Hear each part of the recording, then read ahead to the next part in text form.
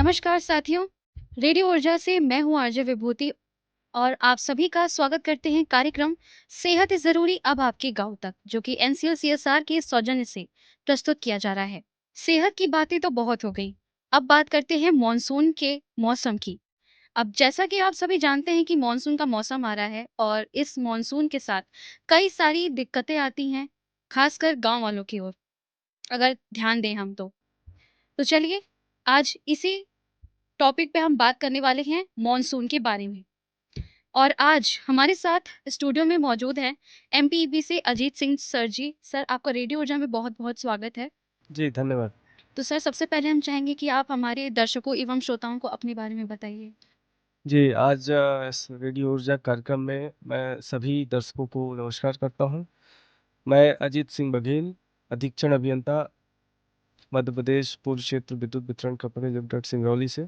आज हम सब लोग बारिश के दौरान जो विद्युत संबंधी समस्याएँ आती हैं और जो इससे होने वाले खतरों के संबंध में बात करने के लिए यहाँ पर उपस्थित हैं। धन्यवाद। और सर, आगे बढ़ते हुए सबसे पहला सवाल हम आपसे करना चाहेंगे, बारिश के दौरान बार-बार ट्रिप होने वाली बिजली को नज़रअंदाज करना कितना खतरनाक हो सकता है?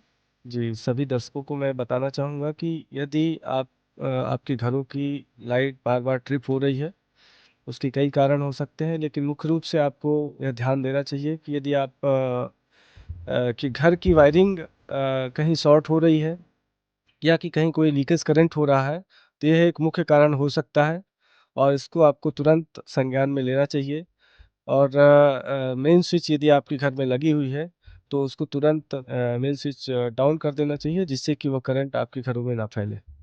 सर, अक्सर ये भी दिक्कत सामने आई है कि घर में अगर कहीं जलने की गंध जी। या फिर चिंगारी दिखाई दे, तो उसके लिए हमें तुरंत क्या एक्शन लेना चाहिए? बिल्कुल जैसा कि आपने बताया कि जलने या कि कहीं गंध आती है, यदि वायर जलने की गंध अलग ही समझ में आ जाती है। यदि ऐसी कोई स्थिति बनती है तो आपके घरों के जो मेन स्विच है उसको तत्काल आप पहले मेन स्विच गिराएँ, जिससे कि घर की बिजली सप्लाई बंद हो जाए और उसके बाद आप एक योग्य इलेक्ट्रीशियन को बुला के वो कहाँ से ऐसी स्थिति बनी है उसकी जाँच करा के उसको दुरुस्त कराएँ, उसके बाद ही अपने घर की बिजली सप्लाई चालू करें। अच्छा सर, ज़्यादातर ये भी देखा गया है कि लोग मल्टी बोर्ड उसका इस्तेमाल करते हैं, जिसमें कई सारे कनेक्शंस रहते हैं। तो क्या मानसून के मौसम में क्या ये चीज़ हमारे लिए सुरक्षित है? जी हाँ, मल्टी बोर्ड तो आप लगा सकते हैं, लेकिन साथ ही ये देखना चाहिए कि कई बार हम लोग एक्सटेंशन मल्टी बोर्ड के साथ लगाते हैं, एक्सटेंशन करके मल्टी बोर्ड यूज़ करते हैं। जो एक्सटेंशन वायर है हमारी वो सही होनी चाहिए, इसका हमें ध्यान रखना चाहिए। एक्सटेंशन वायर जहाँ से भी फैली हुई है वो पानी में नहीं डूबी होनी चाहिए या कि फर्श हमारा गीला नहीं होना चाहिए, तार कटी-फटी नहीं होनी चाहिए। इन सब सावधानियों का हमें ध्यान रखना चाहिए और यथासंभव प्रयास ये करें कि उसको ज़मीन से तार को फैलाकर ना ले जाएँ। उसको यदि हम वॉल के साथ हैंग कर सकें तो ज़्यादा सुरक्षित होगा। और सर, जैसा कि बारिश के समय में लोग कभी-कभी कुछ सावधानी बरतने के लिए कहते हैं, लाइक अगर टीवी या कंप्यूटर अगर कहीं ऑन है या अगर कहीं गलती से स्विच अगर ऑन रह गया हो, तो इन सब में हमें कैसे सावधानी बरतनी चाहिए? जी हाँ, जब बारिश का समय होता है कई बार बिजली कड़कने से जो हमारे उपकरण हैं उनके ख़राब होने की संभावनाएँ रहती हैं। चूँकि जब बिजली कड़कती है तो वोल्टेज एकदम से हमारे घरों में ज़्यादा हो जाता है। उस दौरान जब भले ही हमारे उपकरण की स्विच बंद हो, उस दौरान भी हमारा न्यूट्रल का जो वायर है वो कनेक्ट रहता है और उससे ओवर वोल्टेज हमारे उपकरण तक जा सकता है। तो उसे हमें उपकरण का जो मेन प्लग है उसको हमें निकाल देना चाहिए, ये ज़्यादा सुरक्षित होगा। अच्छा, अभी हम आपसे चर्चा कर रहे थे गाँव के बारे में कि गाँव में बिजली की दिक्कतें ज़्यादा देखी गई हैं। तो बिजली का क्या वहाँ पे सुविधा है? लोगों को क्यों वहाँ पे लोग सबसे ज़्यादा इस चीज़ के बारे में शिकायत करते हैं कि हमारे यहाँ बिजली बहुत जल्दी चली जाती है या फिर नहीं आती है? जी, मैं आपको ये बताना चाहूँगा कि यदि जैसे सिंगरौली ज़िले की हम बात करते हैं तो सिंगरौली ज़िले में पूरे ज़िले में 38 बिजली के उपकेंद्र बने हुए हैं, जी। जिसमें से 7 उपकेंद्र शहरी क्षेत्र के हैं और बाकी 31 उपकेंद्र ग्रामीण क्षेत्र के हैं। जबकि गाँव में हमारे लगभग 1000 गाँव उन 31 सब स्टेशनों से उनको बिजली वितरण का कार्य हम लोग करते हैं। जब हमारा जो बिजली का उपकेंद्र होता है वहाँ से लंबी लाइनें ले जाके हम गाँव तक पहुँचाते हैं, वहाँ ट्रांसफार्मर लगा के, और फिर उनको घरों में उनकी बिजली सप्लाई निम्न दाब लाइनों से हम करते हैं। जो हमारे उपकेंद्र से गाँव तक की जो लाइन होती है वो सामान्यतः 5 किलोमीटर, 10 किलोमीटर, कई जगह 15 से 20 किलोमीटर तक भी होती है, और उस बीच में वो जंगलों से होके, पहाड़ों से होके गाँव तक पहुँचती है। जी। तो जब मानसून का समय आता है, इस समय पे हवा तूफान के कारण पेड़ों की डगाली टूट के तारों पे गिर जाना, या कि पेड़ तारों पे गिर जाना, या कि हवा तेज होने पे दो तारे आपस में टकरा के और तार टूट जाना, इस तरह की समस्याएं सामान्यतः आती हैं, और जिस वजह से ग्रामीण अंचल में बिजली का वितरण करना हमारे लिए एक चुनौती रहती है। सर, आगे हम आपसे ये जानना चाहेंगे कि सर्ज प्रोटेक्टर क्या होता है और ये बिजली के उपकरणों को कैसे सुरक्षित करता है? जी, एक सर्ज प्रोटेक्टर एक तरह से जो हमारा वोल्टेज एकदम से बढ़ जाता है, जब भी बिजली कड़कती है तो उसे वोल्टेज एकदम से बढ़ जाना, वोल्टेज का कम ज़्यादा होना, तो किसी भी इक्विपमेंट के लिए एक समान वोल्टेज की आवश्यकता होती है। यदि हम उसमें सर्ज प्रोटेक्टर लगा देंगे तो वो जो वोल्टेज का एकदम से बढ़ना है उस उपकरण को ख़राब होने से बचाता है। इसलिए सर्ज प्रोटेक्टर एक आवश्यक उपकरण है जो हमें लगाना चाहिए। सर, जैसे कई घरों में आजकल सोलर पैनल की भी सुविधा आजकल हो गई है, जी। तो जो छत पे जो सोलर पैनल लगे रहते हैं उनका मानसून में कैसे हम विशेष ध्यान रख सकते हैं? सोलर पैनल में ये हमें ध्यान में देना चाहिए कि जो उसकी वायरिंग है वो कहीं कटी फटी ना हो, और सोलर पैनल के आसपास जो है पानी ना भरा हो, उसकी अर्थिंग प्रॉपर होनी चाहिए। अर्थिंग जिससे कि यदि कोई उसमें किसी तरह का लीकेज करंट होता है तो वो प्रॉपर अर्थ हो जाए और करंट लगने की कोई संभावना ना रहे। अच्छा सर, गांव में अक्सर ये चीज़ देखी गई है कि गांव में हमने कई जगह देखा है कि तार बहुत उलझे हुए हैं, कहीं तार ऐसे ही खुले लटके हुए हैं, तो अगर हमारे घर के आसपास ऐसी स्थिति हो तो हमें कितनी दूरी बना के रखनी चाहिए? हमें ऐसी जगहों से कम 10 मीटर तो मेंटेन करना चाहिए बारिश के समय में, जिससे कोई करंट लगने की ऐसी संभावना वहाँ ना रहे, और तत्काल ऐसी स्थिति को आपके निकटतम जो बिजली का कार्यालय है वहाँ पे आप फ़ोन करें। इसके लिए चूँकि बारिश का समय है, निश्चित रूप से लोग वहाँ तक पहुँचने में कठिनाई होती है, तो 1912 हमारा एक कॉल सेंटर का नंबर है, निदान नाम से हमारा कॉल सेंटर चलता है, और जिसमें 1912 उसका free of cost toll free number है, उसमें तत्काल उसकी शिकायत दर्ज करानी चाहिए। जी, जैसे घर में अगर कूलर, मोटर या पानी की टंकी से जुड़े कोई उपकरण है, उसमें कौन-कौन से खतरे हो सकते हैं? घर में कूलर में सामान्यतः चूँकि जो पानी की मोटर होती है उसको कई बार यदि वो जल जाती है तो उसमें करंट उतरने की संभावना रहती है। तो हमें हमेशा यदि स्टील लोहे की बॉडी या टीन की बॉडी का कूलर है स्ट्रक्चर का, तो हमें उसको समय समय पे उसमें टेस्टर लगा के उसके करंट की जांच कर लेनी चाहिए। यदि ऐसी कोई स्थिति है तो तत्काल हमें उसको मैकेनिक बुला के उसको सही दुरुस्त कराना चाहिए। जी।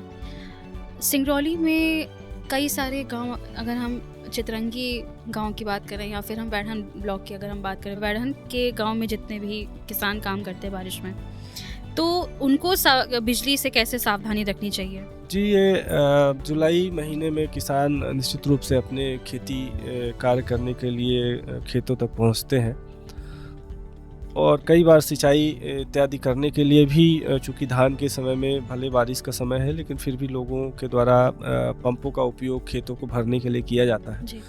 तो उस समय में बहुत विशेष ध्यान रखना चाहिए कि जो तार हम यूज़ करते हैं जो पंपों को चलाने के लिए वो कहीं भी कटी फटी ना हो, और उसकी जो हाइट है उसकी ऊंचाई है ज़मीन से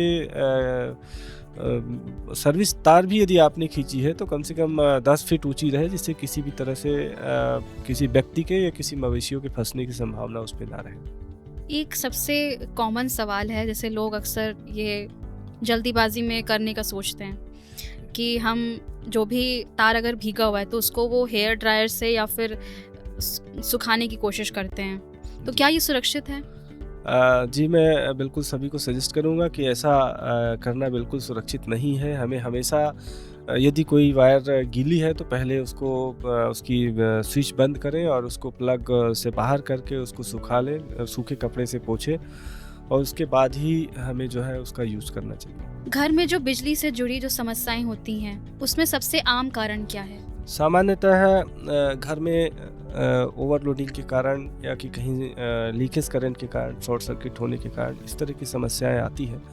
तो हमें समय समय पर अपनी वायरिंग चेक कराते रहना चाहिए। एक ही फेज़ में अधिक से लोड जो हमारा स्वीकृत भार है, उस भार के अंदर ही हमें बिजली का उपयोग करना चाहिए। यदि कहीं हमें लगता है कि हमारे घर का भार, बिजली का भार बढ़ रहा है, तो हमें उसकी प्रॉपर स्वीकृति लेके 3 फेज़ का कनेक्शन लेना चाहिए और तीनों फेज़ में अलग-अलग लोड बाँट के चलाना चाहिए, जिससे कि किसी एक फेज़ में लोड ज़्यादा ना हो और शॉर्ट सर्किट की स्थिति ना बने। अक्सर ये भी देखा गया है कि लोग ध्यान नहीं देते हैं और चलते-फिरते तारों को भी ऐसे छू देते हैं या फिर उनके पास चले जाते हैं, या जानबूझकर नहीं, कभी धोखे से ऐसी चीज़ें हो जाती हैं। तो बिजली का झटका अगर हल्का भी हो तो भी क्या हमको डॉक्टर के पास जाना चाहिए? जी हाँ, बिल्कुल मैं यही सबको सजेस्ट करूँगा कि यदि हल्का झटका भी है तो कई बार अंदरूनी ऐसी चोट आती है और ख़ास तौर पे हार्ट रिलेटेड इशू कई बार इसमें आते हैं कि यदि झटका लग गया और हमने लापरवाही की तो बाद में हार्ट संबंधी समस्याएं आती हैं। तो इसको तत्काल शॉक लगे हमें तो डॉक्टर से संपर्क करना चाहिए और आवश्यक उपचार लेना चाहिए। बिजली कई बार ऊपर आकाशीय बिजली जब गिरती है तो इस दौरान पेड़ के नीचे खड़ा करने के लिए हमें मना किया गया है, तो इसका क्या कारण हो सकता है? जी, आकाशीय बिजली हमेशा जो है सुचालक चीज़ों में गिरती है। सुचालक में जो हमारे कंडक्टर होते हैं या कि पेड़ होते हैं, चूँकि वो गीले होते हैं और पेड़ के अंदर भी उसमें नमी बनी रहती है। तो जो नमी वाली चीज़ें हैं उसमें बिजली गिरने की संभावना अधिक रहती है, इसलिए हमें पेड़ों से दूर रहना चाहिए ऐसे समय में। क्या धातु की छत या लोहे के गेट के पास खड़े होना खतरा बढ़ सकता है इससे? हाँ, यदि हमारे छत में कोई लोहे की रॉड है तो और या कि घर के बाहर हम खड़े हुए हैं और उससे कनेक्टिविटी किसी तरह की है तो हमें अवॉइड करना चाहिए कि हम बारिश के समय ऐसी जगहों पे ना खड़े हों, क्योंकि धातु की छड़ जहाँ भी है वहाँ बिजली के गिरने की संभावना कम अपेक्षाकृत अधिक रहती है। तो सर, अगला आपसे हम ये जानना चाहेंगे कि बारिश के समय मोबाइल या लैपटॉप या अन्य गैजेट चार्ज करते समय क्या सावधानियां हमें रखनी चाहिए? प्रयास करना चाहिए कि जब बारिश चल रही हो ऐसे समय में हमें इस तरह के गैजेट को अपने प्लग से बाहर रखना चाहिए, क्योंकि एकदम से वोल्टेज बढ़ने से इनमें बहुत कम वोल्टेज के गैजेट होते हैं। तो यदि वोल्टेज बढ़ेगा तो ये गैजेट ख़राब होने की संभावनाएं रहती है। अच्छा, मानसून के दौरान कभी-कभी ऐसा होता है कि 2 घरों में बिजली ट्रिप हो जाती है। तो इसमें मानसून का कैसे इफ़ेक्ट पड़ सकता है? इसमें किसी 2 घर की बिजली अगर एक साथ जा रही हो तो? बिजली एक्चुअली जो वितरण का जो हमारी प्रणाली है वो जो 11,000 केवी की लाइन जब जाती है घरों के पास तक, तो वहाँ एक ट्रांसफार्मर लगा के हम हर खंभे से बिजली का वितरण करते हैं। जैसे गांव में यदि 100 घर हैं तो हम 100 घर के लिए अलग-अलग खंभे लगाते हैं। तो एक खंभे से जितने लोगों के कनेक्शन होंगे, कई बार ऐसा होता है कि उस खंभे में कोई समस्या आ गई, सर्विस लाइन में शॉर्ट सर्किट हो गया, 2 सर्विस लाइनें आपस में शॉर्ट हो गई, या कि जो वहाँ डिस्ट्रीब्यूशन बॉक्स लगा होता है पोल के ऊपर उसमें कोई घोंसला रहता है वो जल गया, या कि उसमें आपस में शॉर्ट सर्किट हो गया गीला होने के कारण। तो ऐसी स्थिति में उस पर्टिकुलर खंभे के कुछ कनेक्शन बंद हो सकते हैं, ऐसी संभावनाएं रहती हैं। जी, अगर किसी इलाके में बार-बार बिजली के तारों से दुर्घटनाएं हो रही हों, तो नागरिक क्या कदम उठा सकते हैं इसमें?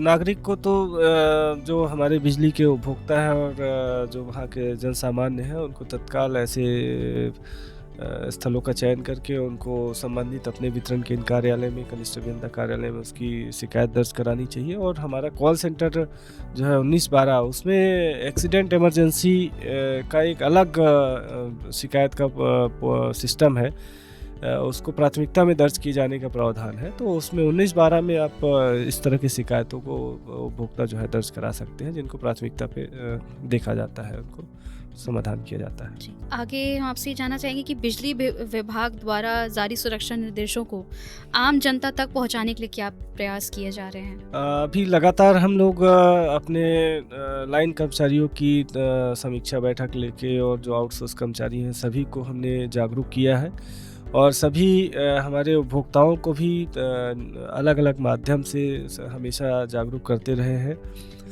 लोकल में हमने जिला स्तरीय एक कॉल सेंटर भी बनाया हुआ है और जिसके प्रभारी नियुक्त करते हुए हमने कॉल सेंटर का एक नंबर भी जारी किया है।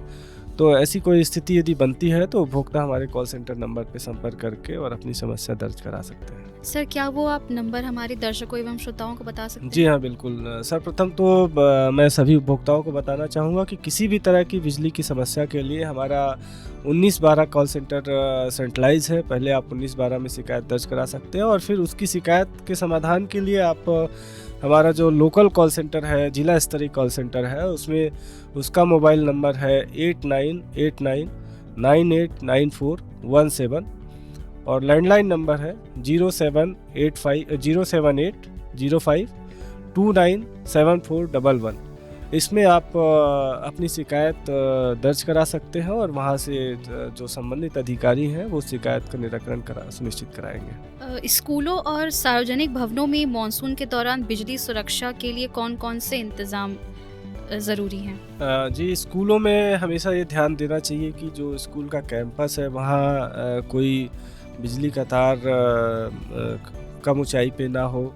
जो स्कूलों की वायरिंग है कई बार ये देखा जाता है कि वो प्रॉपर नहीं होती है, कटी-फटी होने के कारण और दीवारों में सीपेज होने के कारण वहाँ करंट की स्थिति निर्मित हो सकती है। तो यदि कहीं इस तरह की स्थितियाँ हैं तो निश्चित रूप से स्कूल प्रशासन को तत्काल उसमें संज्ञान लेके और वायरिंग सही करानी चाहिए।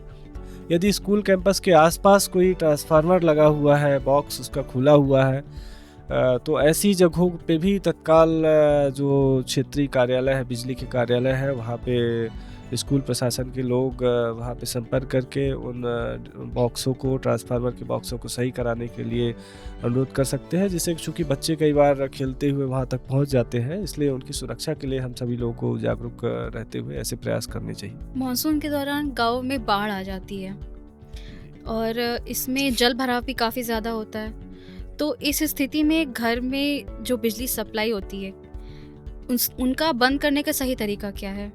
मानसून के दौरान जब भी बाढ़ आए तो सबसे पहले तो यदि ऐसा लगे कि कोई पोल या कि ट्रांसफार्मर बाढ़ में डूब रहा है, बाढ़ का पानी वहाँ तक पहुँच रहा है, ट्रांसफार्मर के बॉक्स तक पहुँच गया है, तो तत्काल उसकी सूचना निकटतम जो बिजली कार्यालय है वहाँ पे देनी चाहिए। कॉल सेंटर में उसकी सूचना देनी चाहिए जिससे कि पूरे फीडर की बिजली हम बंद करा सकें। साथ ही अपने घरों की जो मेन स्विच है उसका भी हमें ध्यान देना चाहिए कि मेन स्विच यदि हमारे घर में जल भराव की स्थिति बन रही है तो मेन स्विच से हमें तत्काल जो है लाइन को बंद कर देना चाहिए और उसको निकटतम जो अपने बिजली के केंद्र है वहाँ पे सूचना देनी चाहिए जिससे कि पोल से भी बिजली काटी जा सके। और सर, हम चाहेंगे कि आप हमारे सिंगरौली के श्रोताओं को एवं दर्शकों को आज क्या आप संदेश देना चाहते हैं? मानसून से जुड़ी क्या महत्वपूर्ण बातें आप बताना चाहते हैं? जी, सबसे पहले तो मैं सभी सम्मानीय बिजली के उपभोक्ताओं को, जनसामान्य को बताना चाहूँगा कि इस तरह की कोई स्थिति ना हो, इसके लिए हमेशा अवेयर रहें। कभी भी यह ना माने कि तार खुली है या कि कहीं पड़ी हुई है, टूट के गिरी हुई है, तो ये बिजली विभाग देखेगा इसको। आपकी भी और हम सब लोगों की जिम्मेदारी है कि उसको तत्काल उसकी सूचना कॉल सेंटर में दें, जिससे कि वो शिकायत चिन्हित हो जाए और समय पे उसका निराकरण हो सके। और कभी भी अपने घरों की जो वायरिंग है या कि कोई छोटे-मोटे जब आप कार्यक्रम करते हैं वहाँ पे जो टेंट सामग्री के दौरान वायरिंग की जाती है, तो बारिश के समय में हमें विशेष रूप से ध्यान देना चाहिए कि कहीं भी तार कटी-फटी ना हो। यदि कहीं ऐसी तार कटी-फटी है तो उसमें तत्काल टेप लगाने की व्यवस्था सुनिश्चित करनी चाहिए।